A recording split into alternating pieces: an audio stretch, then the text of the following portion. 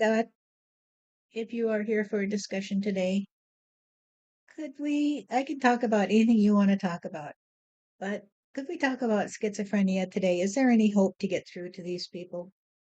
And I don't mean the schizophrenics, I mean the ones who are keeping them captive in their trust on the demon. Whether they call it mental illness or whether they call it the devil, it doesn't make difference, does it? No, it doesn't make a difference, dear, because it's the same idea. The ones who they consider mentally corrupt are the same ones they once considered the devil's pawns, you see, and they themselves are the pawns of the devil that they created because they serve the devil they created. And until they can come to their senses, they will continue to demand the sacrificial lambs to their devil.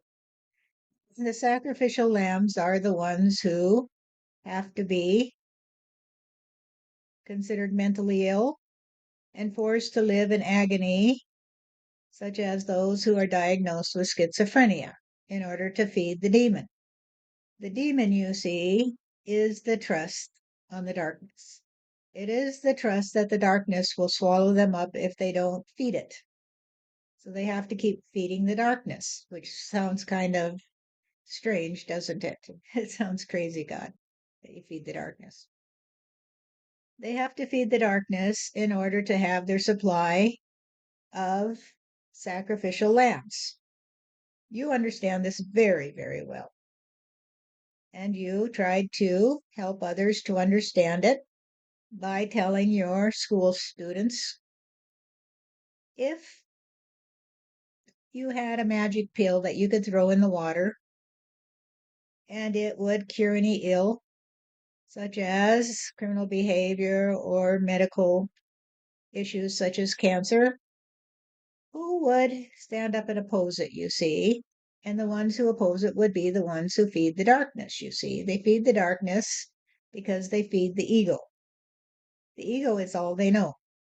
And therefore, they have to go where the ego will take them, because the ego will take them deep, deep into the darkest part of Africa, which is a term that we use, but which is not a condemnation of Africa. It is simply a time worn phrase that is handy to use to indicate what is very, very, very antagonistic to your view of reality. And so they have to go into the darkest part of Africa in order to keep their trust on the devil, you see. And so the devil that they trust upon will trust upon them. And therefore, if you trust upon the devil will feed you a bunch of lies in order to kill the flies that would feed on your corpse, you see. In other words, your corpse is your trust on death, that you will die and you will either fry in hell or you will come to me if you suck up to me, you see, and kiss my ass. I don't have an ass, but that's the idea. I have a lot of little asses who run around and say, I am a trust on being the good one today because I'm not schizophrenic, you see. So therefore, I'm the good one and they are mentally ill. But I am sane and they are completely insane. They are completely insane if they think that way because you see, they never question their own tendency to talk to themselves continuously. They have a little voice inside of them that goes round and round on the karmic wheel and says, aren't I great? And oh my God, I did spill my guts today. And now I'm so ashamed because somebody's going to come after me and call me an egotistical asshole, you see. And so they continue to berate themselves or build themselves up. when you say to others, Stephanie, there is no devil that I can see except the one that trusts on the devil. You are correct. The only devil is the one that trusts on the devil. And the only God is the one that trusts on God, you see, because I am God and I trust on me. I don't trust on the devil, you see. And you are my children, and those who trust on me don't trust on the devil. But those who trust on the devil treat me as if I am the devil. And they say, well, God will send you to hell today. For God's sake, people, how stupid can you be to think that God is in cahoots with the devil, you see, and God will feed the devil periodically with the souls of sinners who are just the ones who are the beginners in understanding this. The sinners are beginners, you see. They are beginners in this school of reality.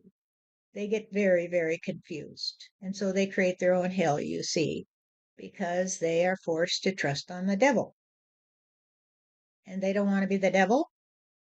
So they say, well, I trust on the devil today, but I'm going to pretend I don't trust on the devil.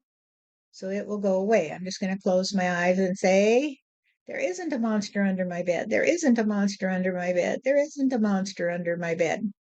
And so they're very confused, you see, and they can't escape the devil that they deny because they never face it eye to eye. They never say, are you the devil today? And the devil will say, what do you think I am? And they will say, well, you look like a devil to me. And the devil will say, what does a devil look like to you? And the devil will hold up a mirror for you. And you will see that the devil you see is the one that others see when they look through the looking glass, you see. To look through the looking glass is to see what's beyond it and not just your own reflection, you see. Now, let's get back to the story that you asked about, which is why or perhaps how do we learn how to view schizophrenia through a different looking glass, you see, because the one we're looking at just reflects back to us our own demonic presence, you see. If you trust on mental illness, that I create some of my children who are defective and some who aren't, then you will have to be the prey of the mentally ill, you see. All right, God, so that brings a question for me because I deal with those who are diagnosed with schizophrenia. Is it because I believe in mental illness that I am dealing with those who have, or at least one person particularly regularly who has schizophrenia? No, it is because you trust on me and I trust on you to see the truth, you see. And so you came to me and you said, God, how can I help humanity? And I said, well, you can help me help them to get free of their fear of me. And you said, okay. And so I said, you need to understand the fear, dear. If you can't understand the fear, then you can't help them hear the truth, you see. And so you understand the fear of me that has created a society that trusts on the demon, you see. They trust on the demon and they will serve the demon. They will serve the demon until they accept that they get exactly what they deserve, because what they deserve will take away their trust on the demon, you see. And so some deserve to hear from me, and they get all wrapped up in the fear of the devil, you see. And they say, God must be the demon. because he says to me, I don't care what you do or what you say, I love you anyway. But they don't hear the part that says, I love you anyway, because they run away before I get there. And you have to explain it to them. You have to say, God is not a demon today. God loves you no matter what you do, even if you think that you are flawed. The reality is that you are perfect in the eyes of God. And this is something they can't bear to hear. They can't bear to hear that they are perfect in the eyes of God. And I'll tell you why.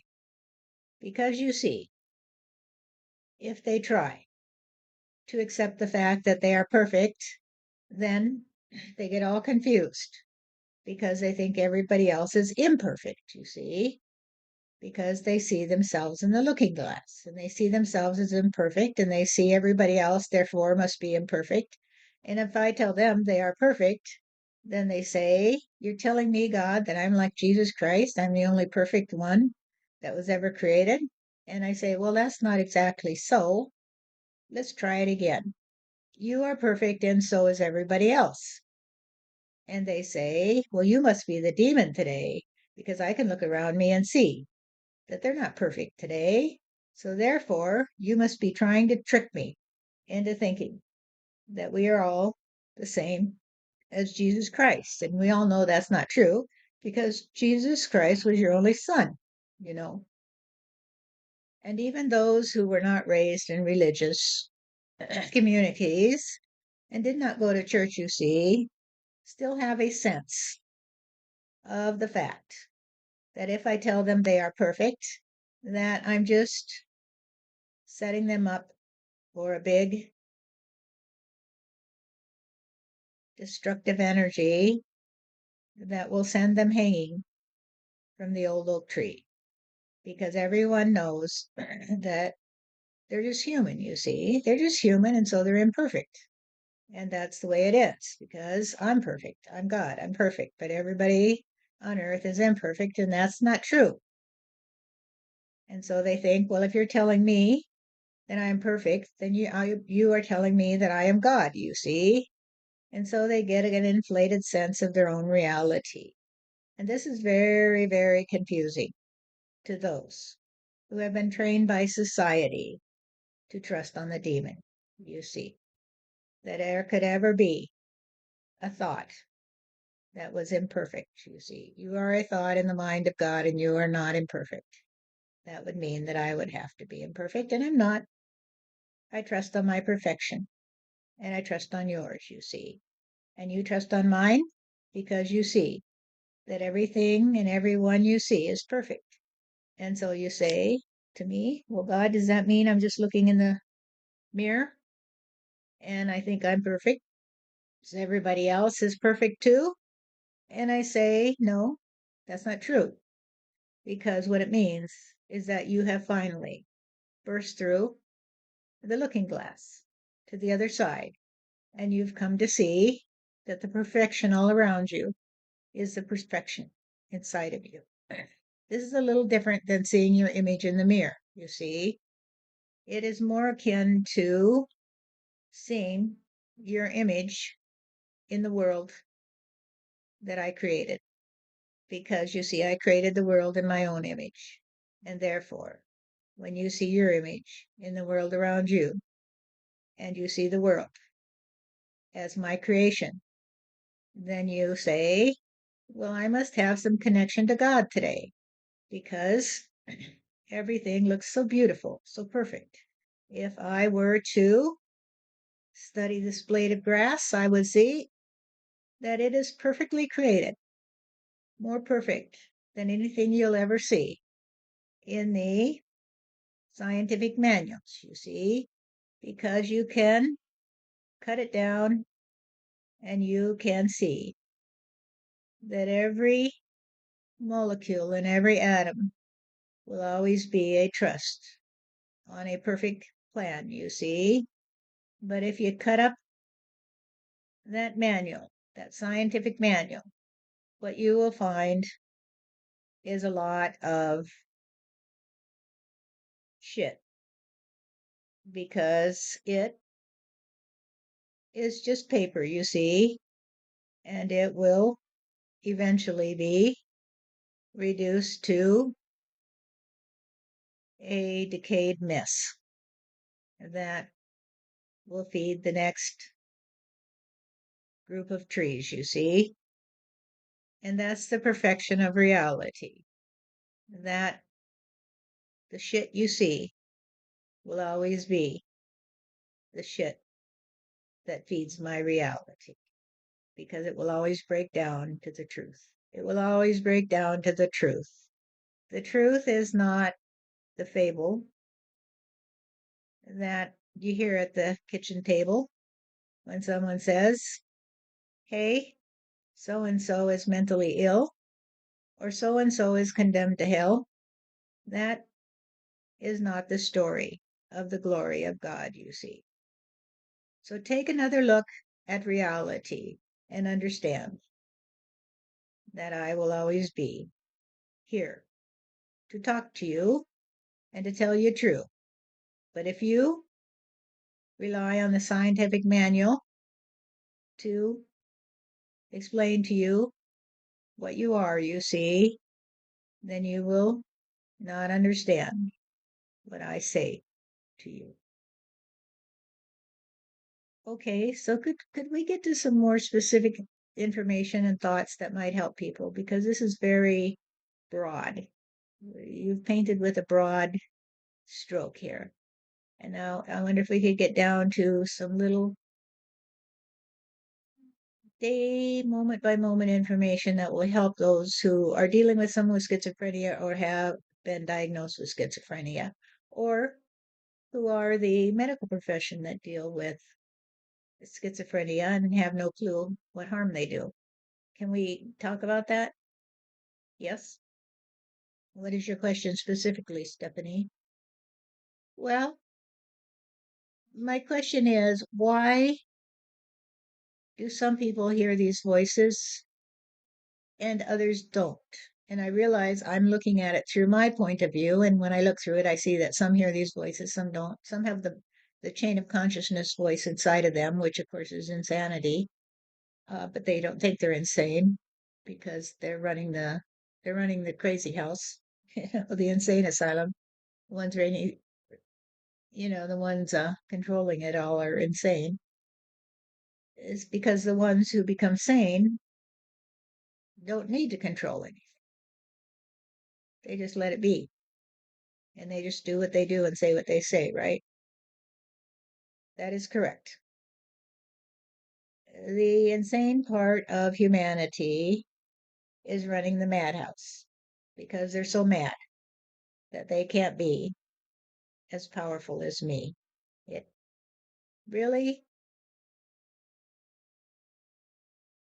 can I say it? God, I hate saying this, but it really fucks them off. Really? Is that what you want to say? Yes. That they can't be the ones who will live eternally because they discovered the secret of immortality. And so they get mad at me and they demand their sacrificial lambs, you see. Right, because their sacrificial lambs are the ones that have to be sacrificed to their appetite for control. So when we were talking about what if you had that magic pill and you could throw it in to the water, who would oppose it? The ones who make their living, who feel like they have some control of their lives because other people are mentally ill. They get to be the people who do the laundry at the mental institution or hospital. They make enough money to pay for their kids' orthodontics or you know, the doctors, whatever, whoever think they have control over the lives of others in order to feed themselves. Yes, those are the sacrificial lambs, the ones that they sacrifice in order to appease me and say, God, please help me to escape from my hell, you see. Please give me enough money so I can escape from my hell. And I will feed off the misery of others in order to elevate my own trust on being one of the ones that is chosen, you see. In other words, they would suck up to me in order to try to be free of their own ignorance, you see. So they're ignorant. Yes, they are ignorant. But let's take another step. So there is an instinctive need, perhaps, to help each other, right? Yes. So the doctors and the people that are trusting, a lot of them say, well, I'm really trying to help these people, right? Yes. And is that true? Are they really trying to help that people? Yes, of course. But they are doing so in a way that can cause more harm than good because they trust on the idea that there is harm because they look at their own history and they say, well, in the past, we treated these people as if they were consumed by the devil, you see. Now we'll just treat them as if they're mentally ill, as if there is a difference. So it is their ignorance that feeds their need to consume the sacrificial lambs that they feed to themselves, you see, because of course, whatever you give to me, you give back to yourself, you see. Right. God giving to God in various forms. Yes. So one story, but many, we say one story, but many different faces, many different places. Right? Right. So it's you're either trusting on God or you're trusting on the demon. Right. And the demon is the monad. You're trusting on the monad that you somehow are the one that has to control everything else. Yes. So you're either the demon yourself, which is the one that trusts on the monad, or you're the one that trusts on the Trinity, which is you, God, and reality. That as I look around, and said this before so many times, that I'm just mesmerized, even as I sit in my dining room and where I sit with my chair at this point in the remodeling. But I look around at how much work we've done in my beautiful house, and I love it. I just love every color, every shine. The light shines up. I look at the chair and I can see the light shining off the wood on my bar stools, and the contrast of the colors to me is very exciting. Of course, I have a painter's eye, but anyway, it's all very beautiful to me. Although I see it every day, I still see so much. That's why I guess I don't need to travel because I see so much of God's creation all around me. I don't really need to see it all, if that will be make sense. I've got plenty of time to do that in eternity. So, and I don't want to just be a tourist in life. Right. Exactly. You don't want to be a tourist in life. You want to be a part of life. And that is the nature of my world, you see, that all the parts have to work together. And when you choose to be a tourist in life, as you may choose to be a tourist who travels to all these exotic places in your mind, because they are just places, and the exotic part is the overlay of your ego onto the interplay of energy. There is as much to see in the Great Plains as there is to see in the mountainous terrain or the ocean side, you see. There's just as much to see. It's just different. And that's the reality. But every part of reality works together, you see. And so when you're a tourist and you go to the seaside, you leave a footprint in the sand. And that changes the topography of the world you see. But if you don't integrate your energy into the world you see, if you're just a tourist passing through as if it doesn't belong to you, then you are insane. You're just insane, you see. Okay, so a lot of people go through life as if they're tourists and they have no impact upon the world they see. They're just kind of outside of it. It exists outside of them. It's just like a movie, and they're not in the movie. Right. So now let's talk about this idea of schizophrenia, that there are those who hear voices or see images, or as your son does, sometimes feel touched physically. And that there is a way for people to play where they can reconnect with me in a conscious reality, as you do. And so you say, God, we're here to talk today because you're very conscious. You are consciousness itself. And you're conscious that you're consciousness itself, which is also kind of funny, but it's the way it works. And so you're conscious of consciousness, and they are becoming conscious. The ones who are schizophrenic are becoming conscious. That's all there is to it. And so as they begin to become conscious, they have to take responsibility for their consciousness.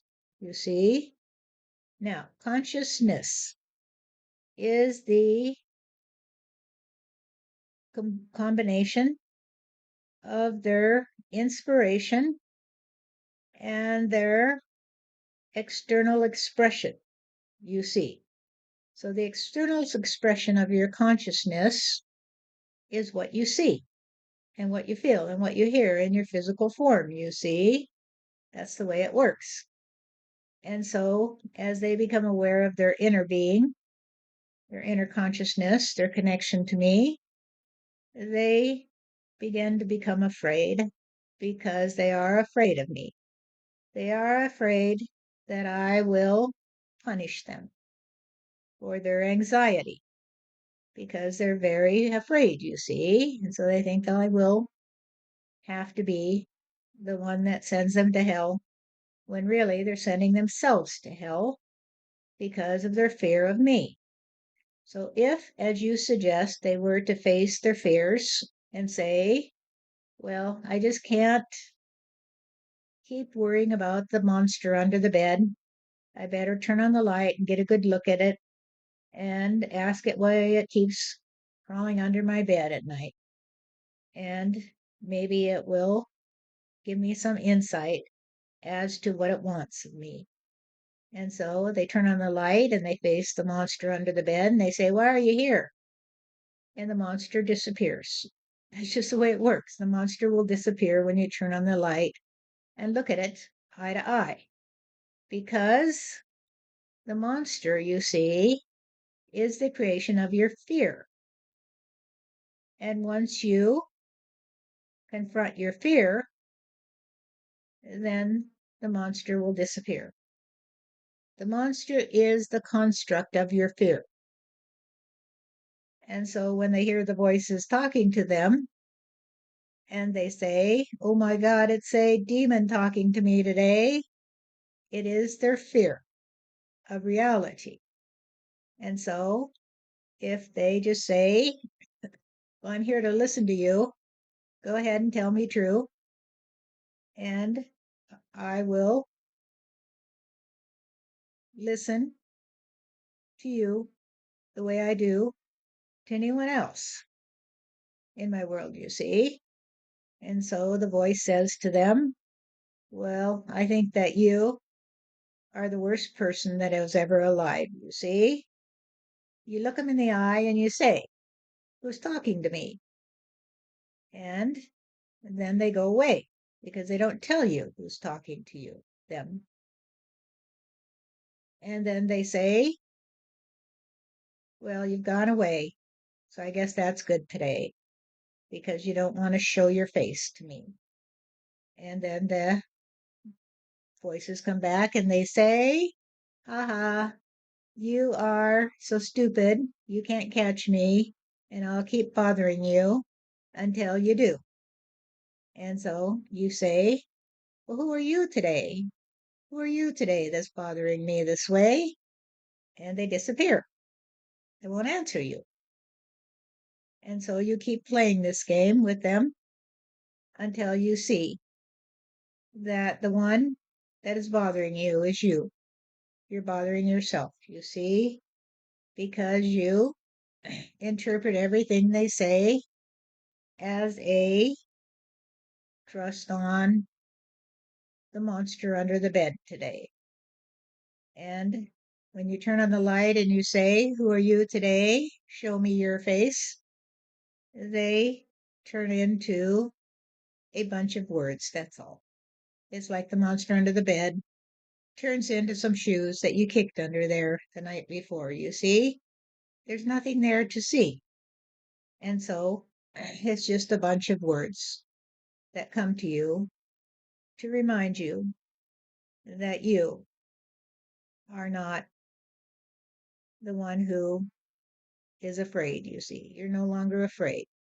And you just say, well, when you say to me, haha, you're going to pay for your sins, then it's true. It's true. Those words are true. I am going to pay for my sins. And so if I'm going to pay for my sins, I guess I'll pay up and solve that debt. I'm sorry, resolve that debt and be on my way. And so they say, okay, I get it. You're here to tell me that if you trust on the devil, you got to pay the devil. So let's pay the devil. And then the voice will say, well, you're okay today because you figured it out. You figured it out. You figured it out that I'm just here to help you see that you don't have to be afraid anymore of me. I just have to help you see that you don't have to be afraid of the monster under your bed. And so they say, well, you must be my guardian angel today. And the voice will say, you got it, honey. You got it. I'm your guardian angel today because I love you, because you're not afraid of me. You trust on me. You trust on God, you see. And so it's just a way to come back to God. But you have to be willing to face the monster under the bed. You have to be willing to face your fear. And then you'll be clear. And you will be returned to a happy relationship with me and with all of reality, because consciousness is unitary, you see. Consciousness is the ability to trust on the separation of the physical forms and the union of the spiritual, you see. You have to have both because it's a duality. It's just a duality. That's just the way it is. Okay, so I trust on both. I trust on you. I trust on consciousness. I trust that I can talk to anyone I want to, in the spiritual realm. And to a certain extent, I still have lots to learn and lots to explore. And, that doesn't worry me because that means, you got something to fill eternity. So that's okay with me. Um, and I trust on you. I trust on talking to you. I trust that I can watch the pendulum move. And I say, well, the pendulum is true. The pendulum is real. My hand is real. The paper is real. The recorder is real. The movement of I can see the bars on the screen, the resonance of my voice that's being picked up. So it's all real. And this is reality. And there is light and dark in my reality that helps me to understand it. So this is the expression of my consciousness, but that doesn't deny the fact that I have a consciousness, right? Or that consciousness exists, I should say. Correct. Consciousness exists, period. That's all you need to know. And so when you say my consciousness, that is the ego talking. It's not your consciousness at all. It is you that is the one who is conscious of consciousness. That's all there is. You are the one that is conscious of consciousness. And consciousness is that which gives rise to the ability to be conscious of itself, you see. You're conscious of yourself. So sort of like Descartes says, I think, therefore I am. Yes, sort of like that. That you are self-sustaining. You are self-realization because you are self-realizing. In other words, you are self being real, being reeled into the physical reality. Okay. So If we could somehow get people to understand, to face their fears, and the ones who are schizophrenic are actually on the path to becoming conscious of consciousness. Right. And the ones who are not schizophrenic, who say, I'm better than them because I'm mentally sane, are the ones who are insane because they have not even begun to become conscious of consciousness. That is correct. There are many who seek to hear the voices. There are many who say, I want to hear the voice of God today the way you do, Stephanie. So they are working on it. They are working on it. And if they were to hear the voice of God today in the way you do, they would probably curl up in a little ball in fear and say, oh my God, God is here and he's going to punish me, because there would be a collision between the ego, the energy of the ego, and the energy of consciousness. You see, they are not the same thing. The ego is that which says, my consciousness.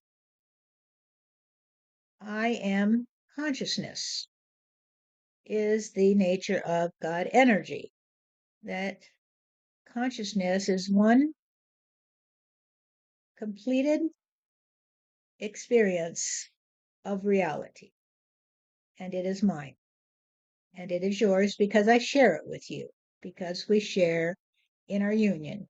You see, the union between the nature of consciousness and its outer manifestation, where the outer manifestation is the world, you know, and they are both true. They are both true. They are both the trust on being who and what you are. You are me and I am you is a way to say that I see you, seeing me, seeing you. We are the trust on being self-realized. We are self-realized.